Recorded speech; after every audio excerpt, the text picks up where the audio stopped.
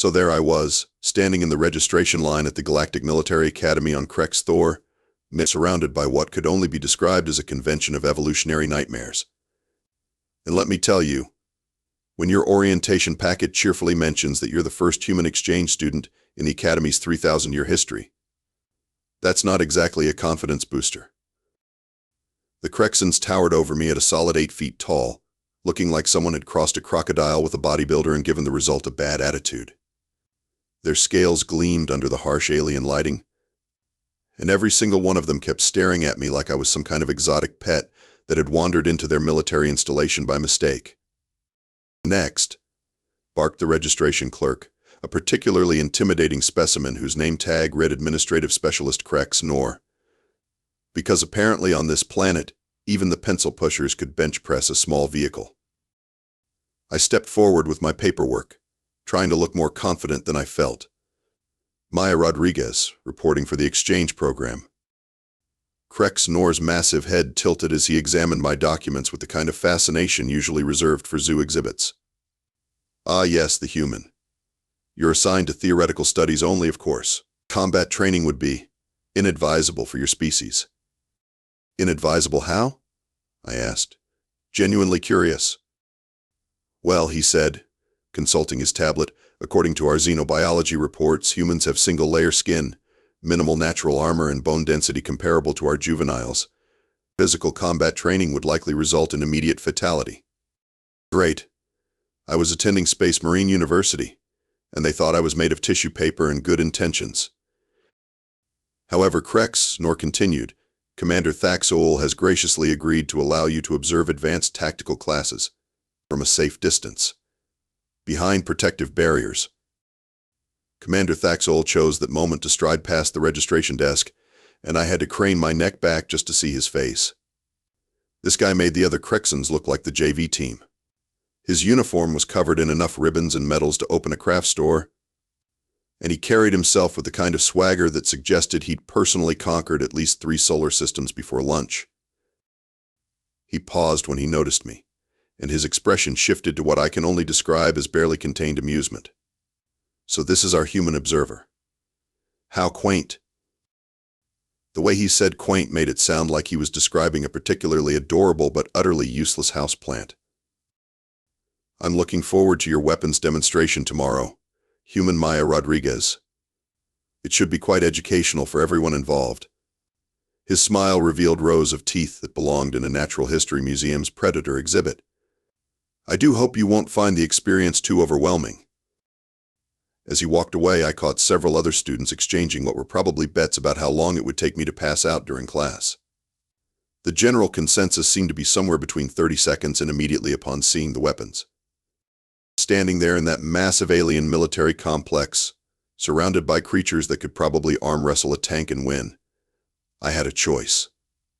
I could let their assumptions about fragile little humans get to me, or I could remember something my drill sergeant father used to say back on Earth: "Rodriguez, never let them see you sweat.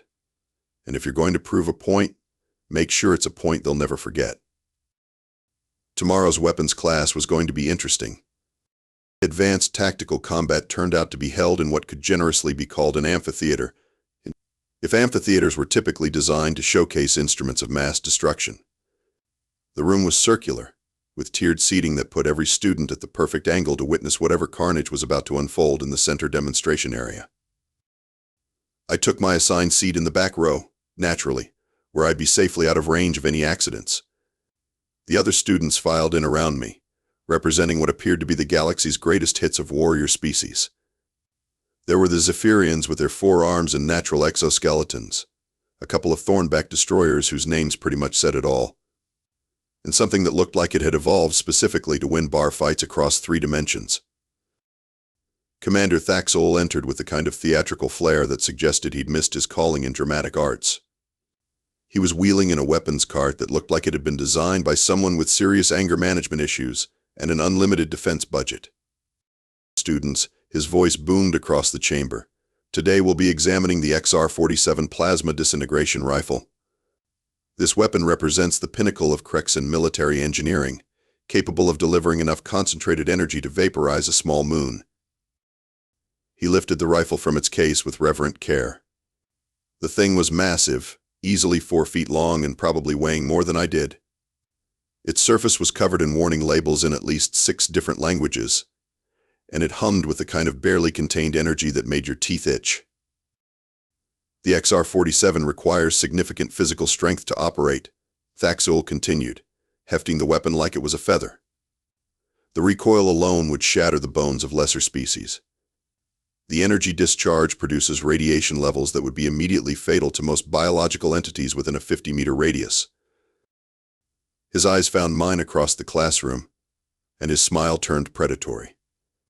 Of course, some species in this classroom would find even theoretical exposure to such weaponry quite distressing.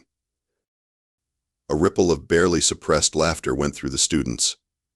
I heard someone behind me whisper, 10 credits says the human faints when he powers it up. 20 says she runs screaming, came another voice. Krexan began the weapon startup sequence, and the rifle's hum escalated to an ominous whine. Energy readings on nearby displays started climbing into what were probably very alarming ranges. The weapon's barrel began to glow with contained plasma, casting eerie blue light across the demonstration area. The beauty of this weapon, Krexan said, his voice carrying easily over the rifle's mechanical symphony, lies not just in its devastating capability, but in its sophistication.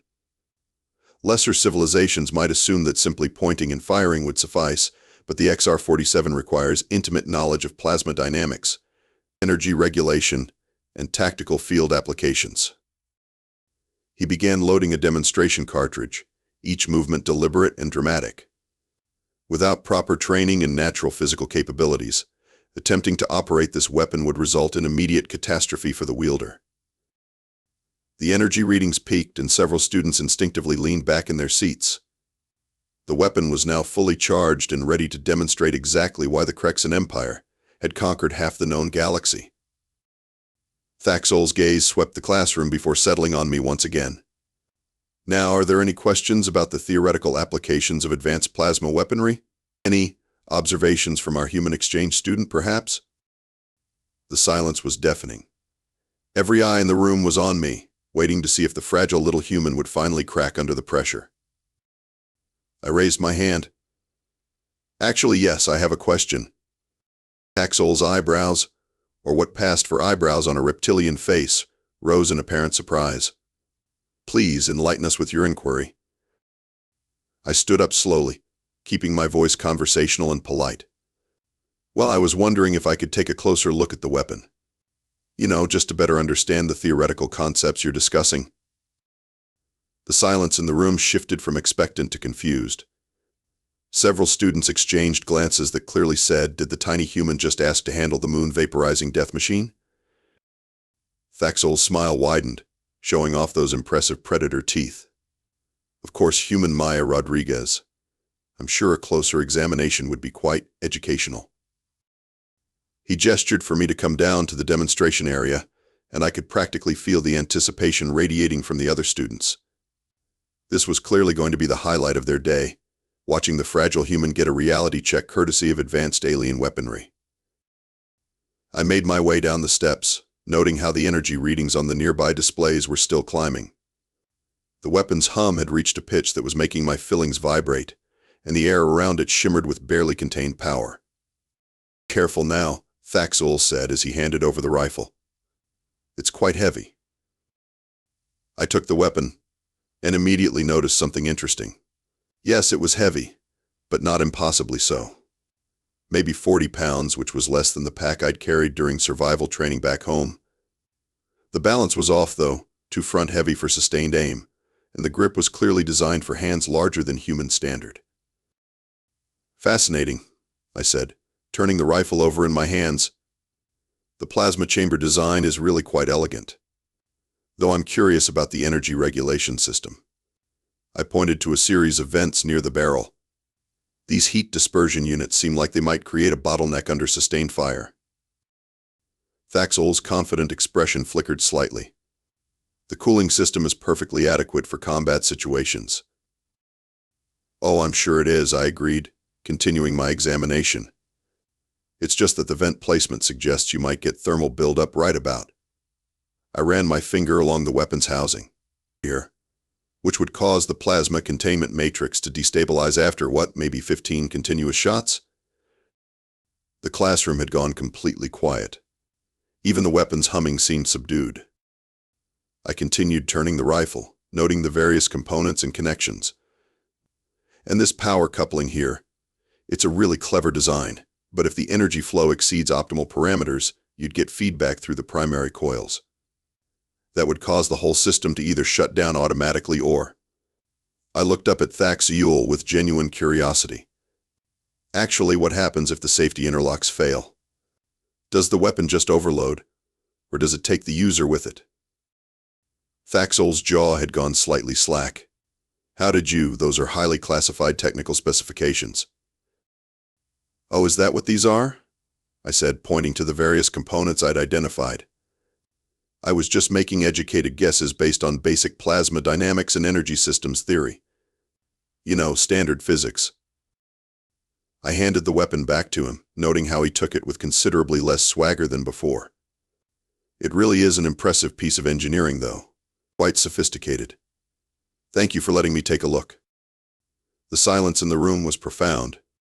Not a single student was making bets about my fainting anymore.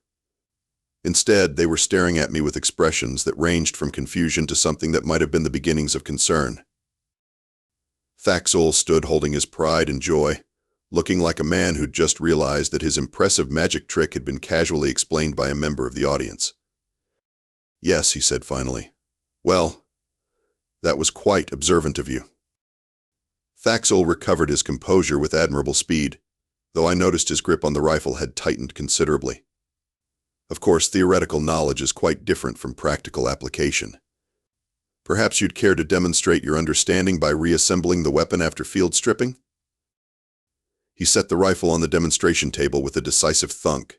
Surely someone with such theoretical expertise would have no difficulty with hands-on application.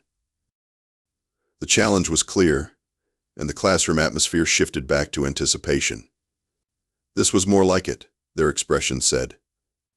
The human might know some technical terms, but actually working with the weapon was something else entirely. That's very generous of you, I said, approaching the demonstration table. I'd hate to damage such an expensive piece of equipment, though. Oh, don't worry about that, Krexan assured me with renewed confidence. The weapon has multiple safety interlocks to prevent improper handling. At worst, you'll simply be unable to reassemble it correctly.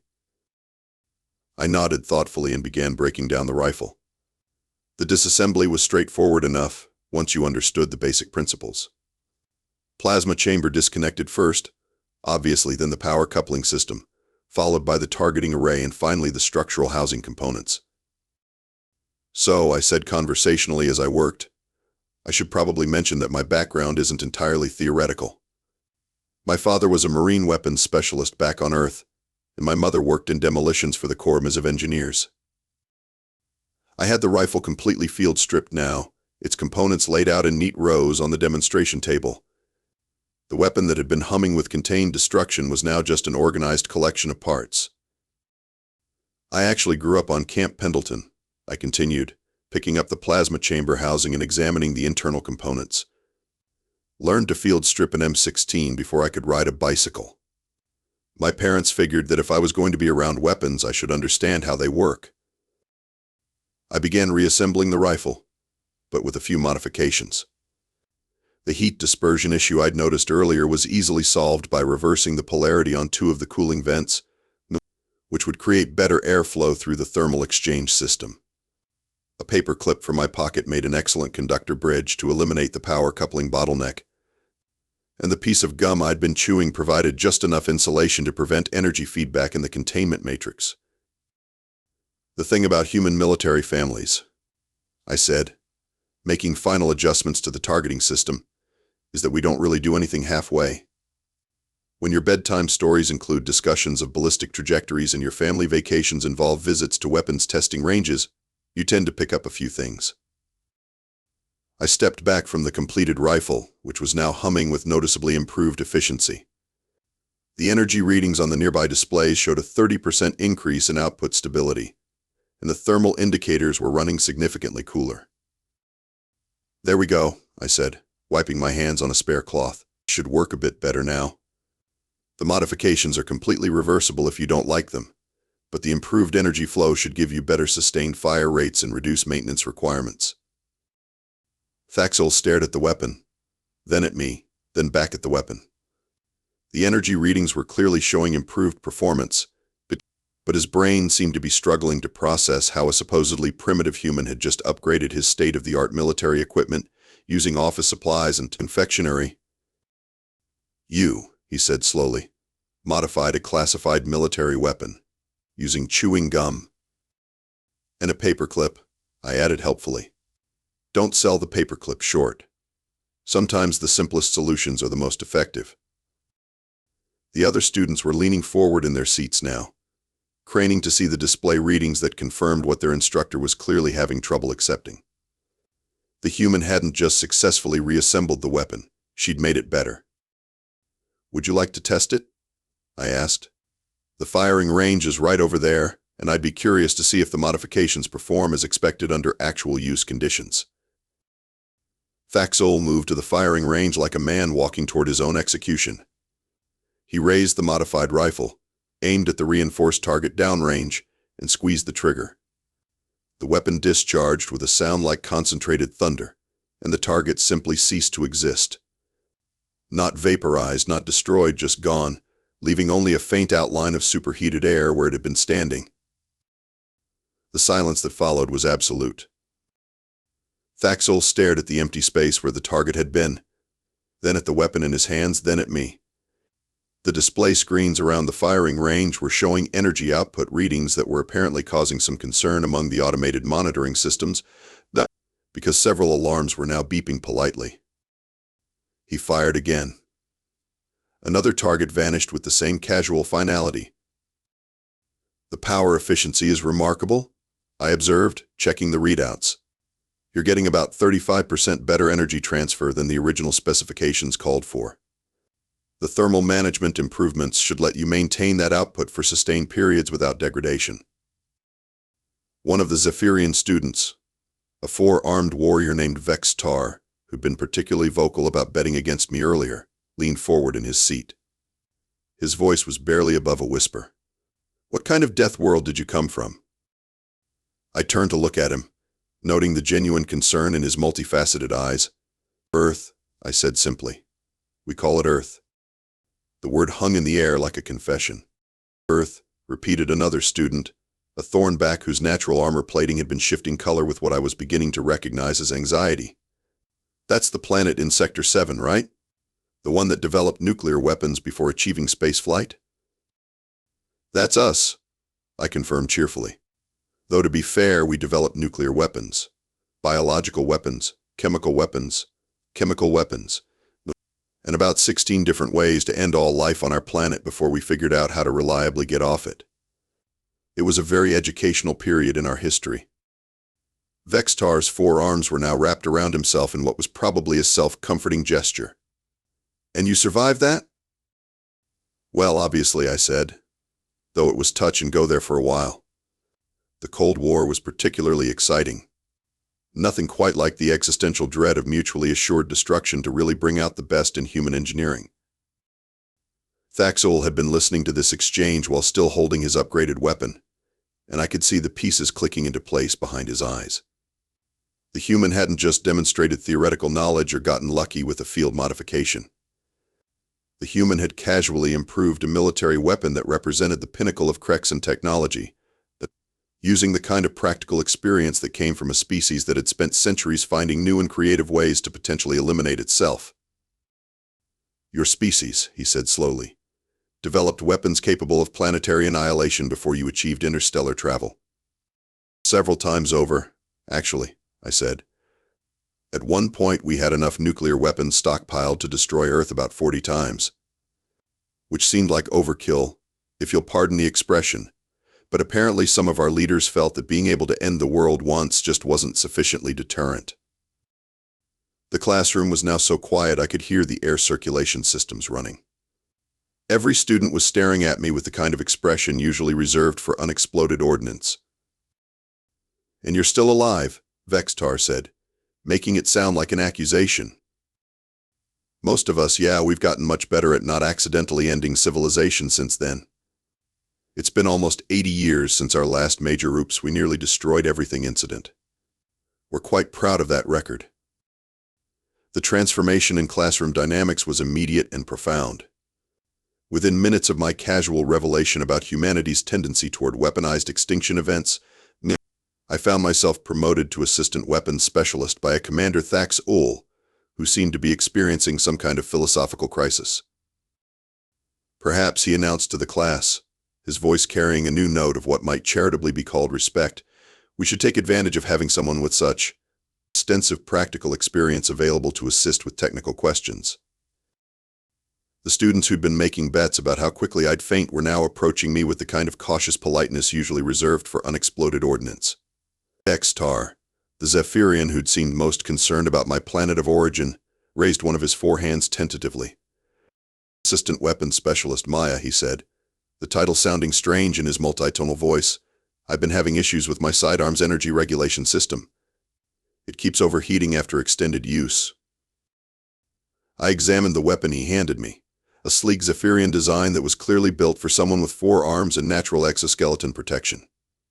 Nice piece, I commented, noting the craftsmanship.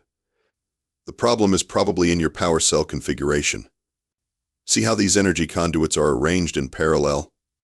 That's efficient for quick discharge, but it creates heat buildup during sustained fire.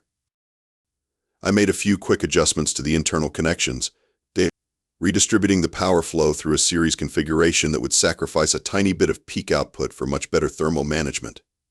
Try it now. Krex'thor tested the weapon on the range, and his surprise was evident even through his alien features. The heat signature is completely manageable. How did you know to make that modification? Same principle as cooling a car engine, I said. Sometimes the most sophisticated solution is just applied common sense. Word spread quickly through the class, and soon I had a line of students with various equipment problems. A thornback destroyer's armor plating kept jamming during combat drills, easily fixed by adjusting the articulation joints with better lubricant distribution. A Krexan cadet's targeting system had a parallax error that was throwing off his accuracy by 2 degrees, corrected with a simple calibration adjustment.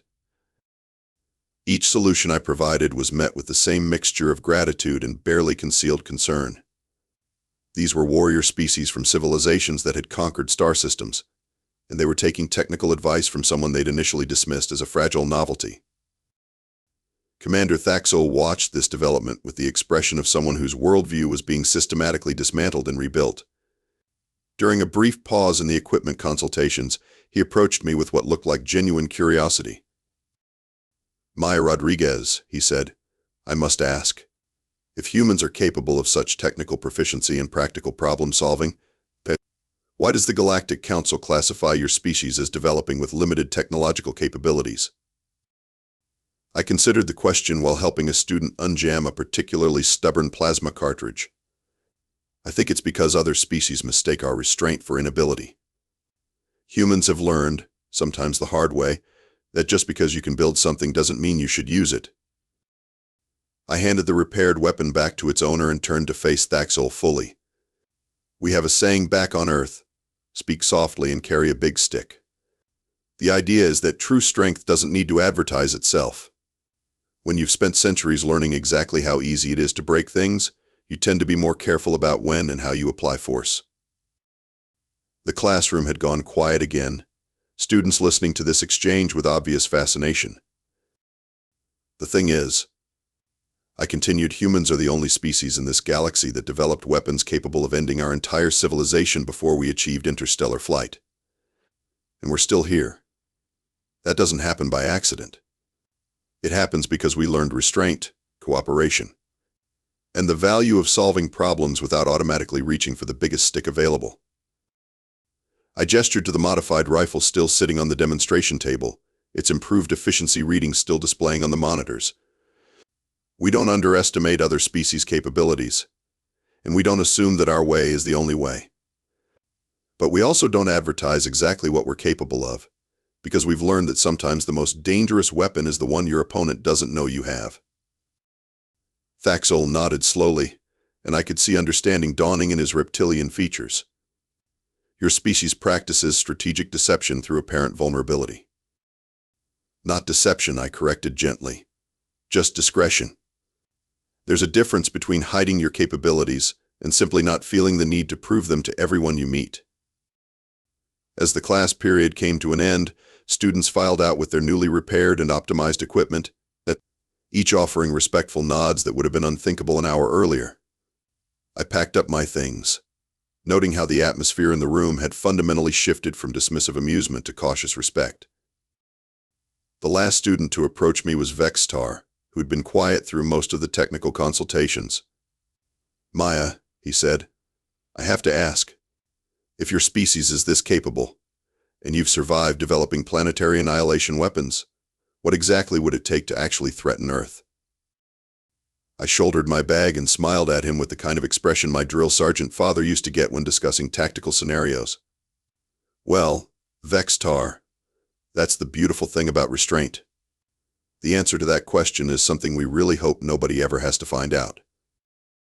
As I walked out of the classroom, I could hear him explaining to the other students exactly why that response was probably the most terrifying thing he'd heard all day. Humans, it seemed, had earned their reputation in the galaxy after all. Just not the reputation anyone expected.